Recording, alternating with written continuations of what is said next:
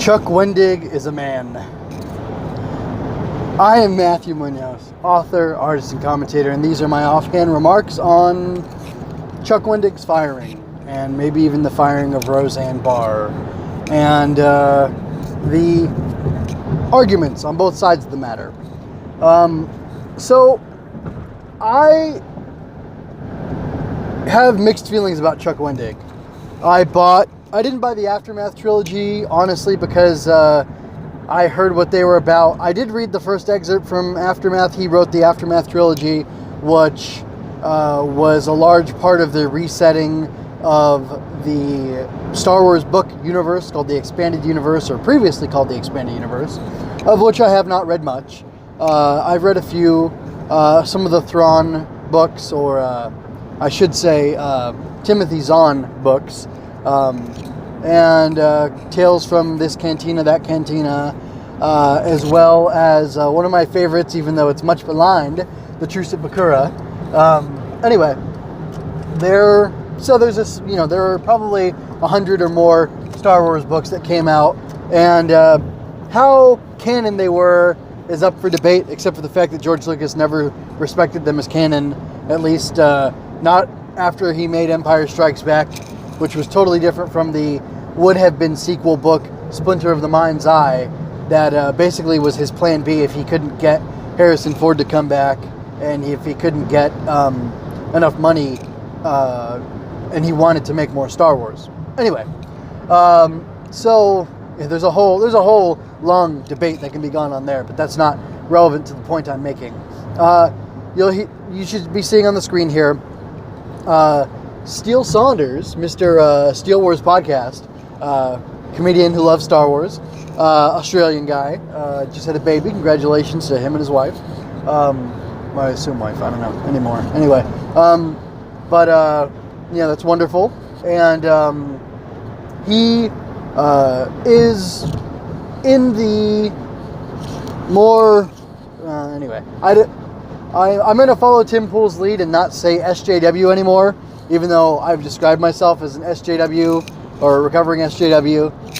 I joke, and I do agree with this, though, that whatever I actually am, because I'm not, whatever I am is like a semi-SJW, to keep using that, in complete term. And when I would see people talk about Kamen Rider or different Star Wars characters, superheroes, Captain America, Spider-Man, whatever, basically denigrating and teasing, bullying other people, I would join in the chorus of, hey, that character you like is as much a social justice warrior as I am, because they want equality and respect and civility and things like that. And those words may not be words you associate with SJW, but it's a really messy term, something I don't want to, like I said, don't really want to use anymore. But Chuck Wendig is not only a man, he's an author of several books. I didn't buy his Aftermath trilogy because honestly, I wasn't interested in it. I wanted stories about Han, Luke, and Leia right away. Lucasfilm, or Lucas Books or whatever, decided not to do that, and I said, no thank you. I did, however, buy what was coming out at the same time, or around the same time as the Aftermath books, the Star Wars comic with Luke, Han, and Leia, Chewie, and others. I bought Leia's short series book, I think it was 4 issues. I went ahead and bought Chuck Wendig's Force Awakens comic adaptation from Marvel. I knew Chuck Wendig's politics at the time. I knew they were very much not aligned with my own, and not because I'm a right-wing Republican, but because I am more on the libertarian side, and I am more for individuality and maximum freedom, if such a thing can be attained, and things like that.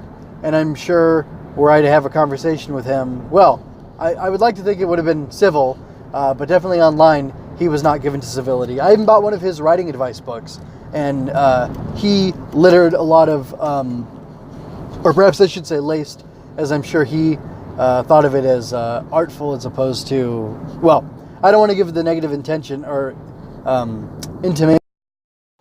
Something just went wrong there and I got cut off. But anyway, I will continue, and y'all just have to deal with it. I don't want to give the impression of negativity towards him, or a negative connotation. There we go. Because, it's not my style to use profanity the way he uses profanity. And, well, I will say this one thing. He seems to think that it's an art form the way he uses profanity, and it's just not my taste. So it may be art, but I don't have to like all art. Anyway, he was going to be working for Marvel on another comic series, and I was fine with that. Apparently he had more Disney or more Star Wars books, novels, or at least one more in the works, and I suppose that was okay. Again, I have no criticism against his current work for Marvel, because I didn't read any of it, because it wasn't on characters that I was interested in reading about. Although he did do something very cool with Jar Jar that I appreciate, that Brian, Brian, I live in a Mormon area, but I'm secular and possibly an atheist and possibly hate the people around me. Swankmotron, Brian Young from the Full Sith podcast. And again, that was a very honest stream of consciousness description of Brian Young that I wouldn't be surprised if he agreed with, but he may have some nuance there. So to be fair, I don't mean to malign Brian Young. It's just, those are the words that come to mind when I think of the man because of things that he said. Things that I've heard him say in context over listening to him for like 3 or 4 years. I no longer listen to that podcast just because I'm not really interested in it anymore. And I've been culling my intake of media anyway. But yeah, so this tweet directly. It says that there's a guy who's happy about Chuck Wendig being fired by Marvel because Chuck Wendig was happy that Rosanne Barr was fired from her show on ABC for saying something about Valerie Jarrett, I think, from the Obama administration. And I don't really think either company should have fired either person. And I don't think this guy should be celebrating that Chuck Wendig was fired, because what if he said something and his boss didn't like it and he fired him for that, or she fired him for that? It's just kind of funny. And then I kind of think Mr. Saunders here is conflating the issue because I think it's a lack of principles that leads someone like Chuck Wendig to, or people who are aligned with Chuck Wendig and his political philosophy, to lament the fact that he was fired by Marvel when they were celebrating the fact that Roseanne Barr was fired from ABC. I think it's the exact same political move, and I think the political move is wrong in exactly the same way in both circumstances. So that's really all I have to say. I know it was a long walk to get there, but for whatever reason it felt like all that context was important. So anyway, that's it for now. You can expect more drawing videos, more offhand remarks on some shows. I actually liked the first 2 episodes of Star Wars Resistance, that Resistance movie, and I want to watch the 3rd episode because Rebels kind of tricked me, and I want to see how good that 3rd episode is before I continue on. And yeah, so probably watch that soon and have that out in a day or 2. Anyway, thank you for your time. Take care of yourselves. Be well.